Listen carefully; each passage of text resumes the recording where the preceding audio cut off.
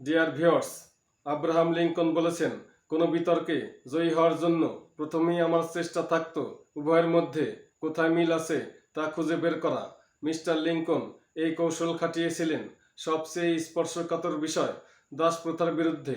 নিরপেক্ষ এক সংবাদপত্র দি মিরর তার কোনো এক বক্তব্যের উল্লেখ করতে গিয়ে বলে, তার বিরোধীরা প্রথম আধা ঘন্টায় তিনি যা বলেছেন তার সঙ্গে একমত হন।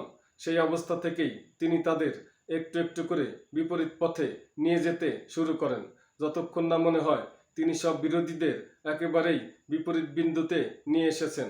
কোনো বক্তা যদি তার শ্রোতাদের সঙ্গে শুরু থেকেই তর্কে নেমে পড়েন, তাহলে তিনি তাদের জেদার বিরোধিতায় জাগিয়ে তোলার কাজটা করে ফেলেন। তারা সাবধান হয়ে যায়, আর তখন তাদের মন ঘোরানোর কোনো পথই খোলা থাকে না। তাই আমি বলতে চাই, বক্তা আর শ্রোতা দুই পক্ষই যা বিশ্বাস করেন এমন কিছু বলে আপনার বিতর্ক শুরু করলে ভালো হয়। তারপর এমন কিছু যোগ্য প্রশ্ন রাখবেন যা শ্রোতারা উত্তর দিতে তৈরি। এবার শ্রোতাদের এমনভাবে আগ্রহী করে তোলা চাই যাতে তারা আপনার মতের সঙ্গে একমত হতে তৈরি হন।